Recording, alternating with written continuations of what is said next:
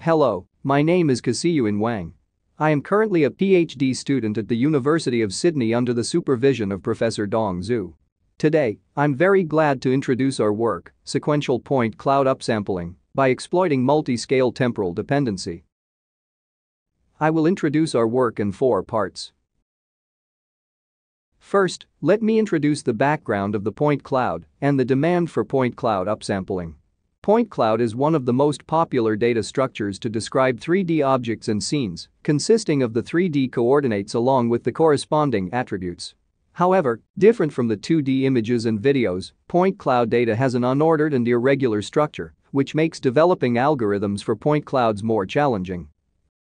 As the scanning devices such as lidar sensors and depth cameras have been widely used, different kinds of applications have emerged in these days.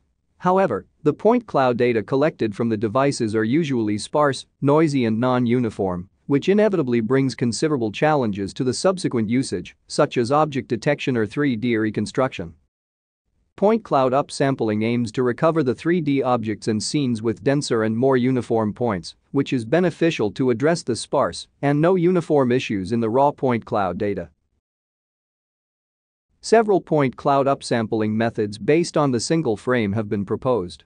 However, there are 2 limitations in these methods. First, the geometry information is limited in the single snapshot.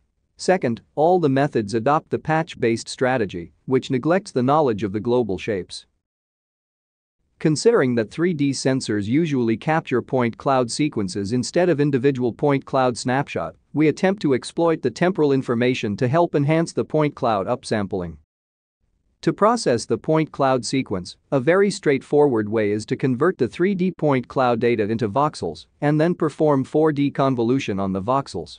However, this method suffers from low efficiency and quantization errors.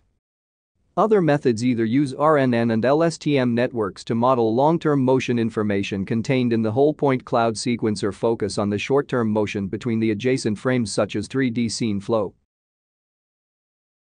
Inspired by these previous works, we propose a sequential point cloud upsampling framework, SPU, which attempts to exploit rich temporal information including both short-term and long-term temporal dependency from the point cloud sequence to further enhance the point cloud upsampling results. Specifically, the short-term temporal dependency includes 3 consecutive low-resolution point cloud frames and 1 high-resolution point cloud reconstructed from the previous frame. While the long-term temporal dependency is a latent representation propagated throughout the sequence. Generally, this long-term feature is updated recurrently by the new frame at each time step, which can integrate the common and consistent shape prior for the 3D object. Our SPU can be divided into 3 main parts: temporal alignment module, gated feature fusion module and single frame-based point cloud upsampling module. Given a set of short-term temporal dependencies, we first extract their short-term features by using the per-point feature extraction unit. Then we transform the long-term and short-term features with respect to the target feature by using the temporal alignment module, which outputs the transformed features. Next, these transformed features are then effectively fused by the gated feature fusion module. Lastly, we feed the fused feature into the single frame-based point cloud upsampling module to generate the dense point cloud for the current frame. Since these input features from different dependencies are not aligned, so we cannot fuse the information through per-point concatenation directly. Inspired by the long-range capturing ability of the non-local neural network, we find that the attention mechanism is very suitable for processing the unordered point cloud data, based on which we designed this temporal alignment module to perform soft feature alignment. It is worth noting that the core of the attention mechanism is to calculate the similarity matrix between the target feature and the reference feature, and the transformed feature is the product of the similarity matrix and the reference feature. Thus, our TAM does not request the target feature, and the reference feature share the same number of points, and that's why we can use our TAM to transform the higher resolution short-term feature. Even though the transformed features are roughly aligned by using the TAM, their temporal dependency to the target feature is different. Therefore, each transformed feature should be aggregated to the target feature in an effective way.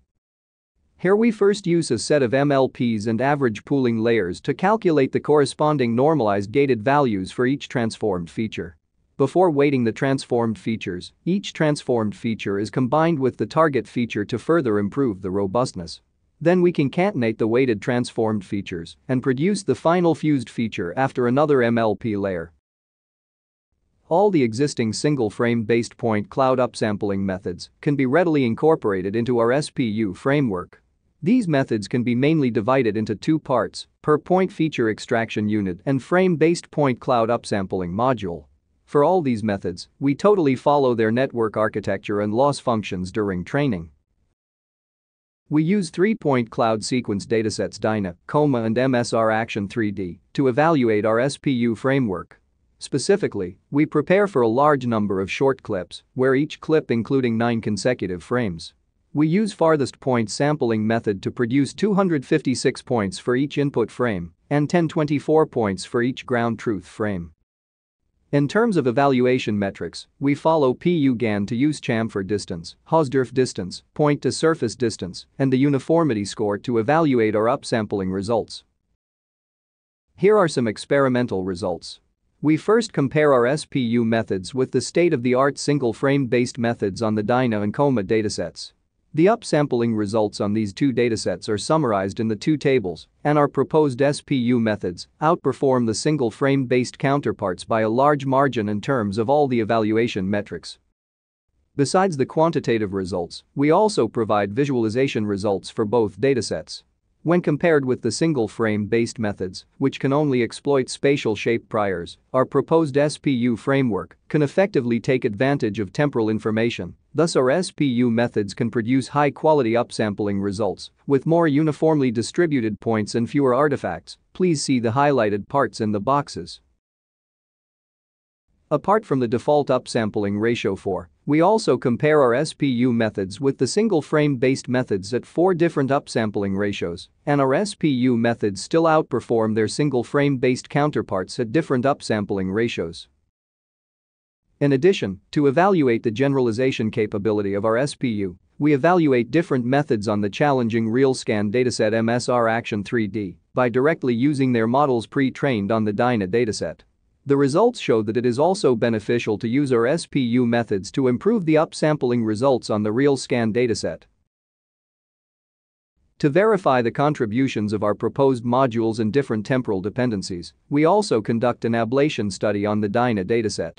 From the first table, we can observe that TAM helps to improve the upsampling results but may also produce undesirable outliers.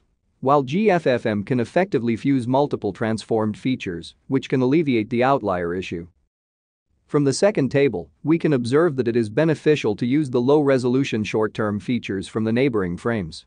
The higher-resolution short-term feature contributes to generating more details and improving uniformity, while the long-term representation H contributes to reducing the outliers and maintaining the shape consistency. In the last part, I'd like to summarize the contributions and the future work of our work.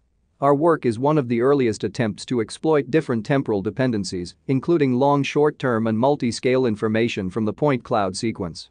The SPU framework we propose includes a general alignment strategy, which can readily incorporate all the existing single-frame-based point cloud upsampling methods.